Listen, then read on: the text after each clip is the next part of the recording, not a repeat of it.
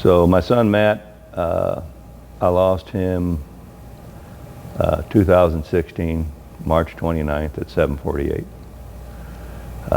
because his mom and I had to take him off the ventilator because he was in the ICU for 7 days at St. Louis U Hospital. Matt had been dealing with a heroin addiction for 15 years.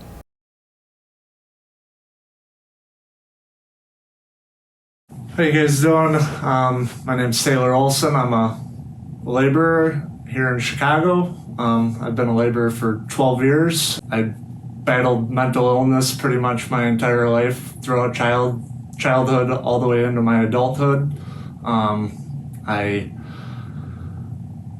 In my late teens, I started self-medicating with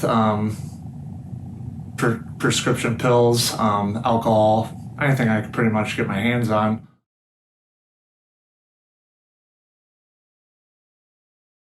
A year into therapy, I came to my therapist, told her I understand why successful men end their lives.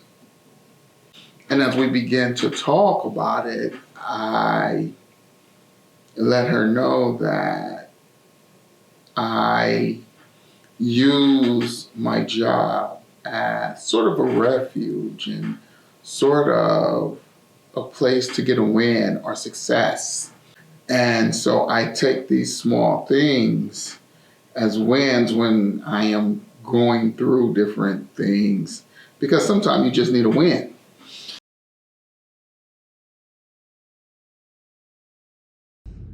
Hi, I'm Lisa Flesher, and I've been a member of LIUNA Local 1611 since 2005. I want to speak today because my daughter suffers from mental health issues, and people need to talk about it and need to realize that it's an actual illness. My name is Brianna O'Driscoll. I've been a LIUNA 1611 member since 2020. When I was about 11, I was called into the counselor's office at school for some distressing material I put out online.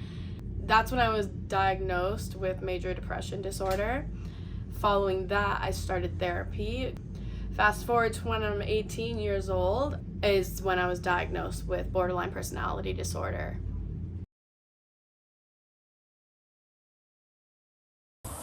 Hi, my name is Will Cardenas. I'm a member of the Laborers Union.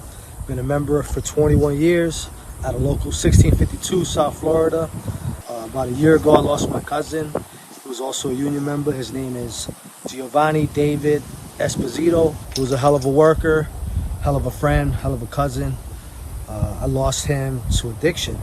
He passed away while being on the road for a project.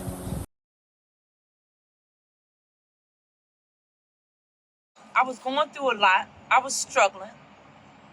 And each and every day I always wondered and I thought about what my next move was going to be. I went from job to job. And I had to understand that this have to stop. So therefore I turned to construction. Come from going in and out of jail and out in the streets, doing all kinds of drugs, getting high, and just not giving a damn about myself.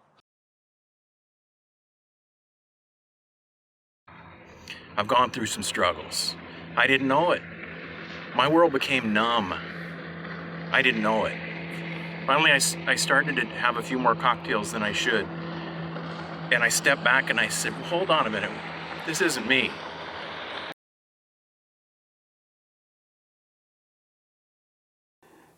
Two years ago, coming up on the 2-year anniversary in August, my ex-wife Stephanie took her own life.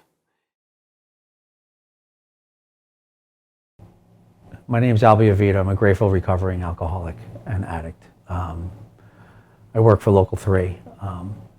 I've been through hell and back, and hell and back, and hell and back. Didn't want to talk to my wife because I didn't want her to think I was weak. Didn't want to talk to my coworkers because I didn't want to be ridiculed. I went to counseling 3 sessions, and I realized this is what I'm missing. Somebody neutral to talk to who's not judging me. The coroner report said it was opioids and benzodiazepine benzos. My son knew that was a lethal combination.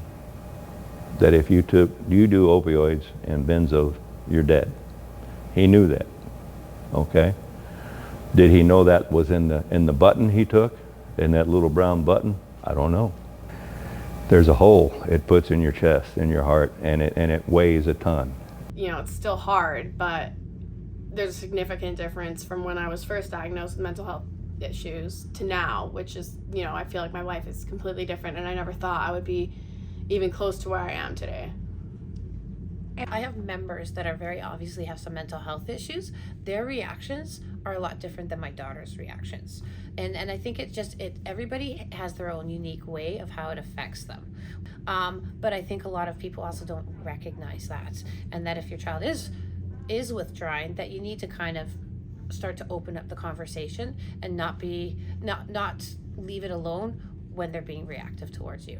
A lot of my time spent working the pipeline, I was out on the road, and that wasn't good for my substance abuse. I turned to alcohol quite often to self-medicate myself with ongoing mental illnesses that I've battled throughout my life. I waited so long to get help. I waited almost 10 years to get the help that I needed. I've sought counseling myself, and the children have sought counseling and continue to, thankfully, and it's done wonders for them. It helped to speak about it, no matter how, whether with anger or with sorrow. It just helped to get it out on the table and talk about it. You know, I have a wonderful life. I have, you know, a great job with Local 3. I have a lot of support from Local 3. A lot of my higher ups always stand by me, always ask me how I'm doing, and are always for my best interest. You know, they always look out for me, and they always have my back. You play in the back of your mind, is there anybody that actually cares about me? Is there anybody that actually want to make sure that I'm okay?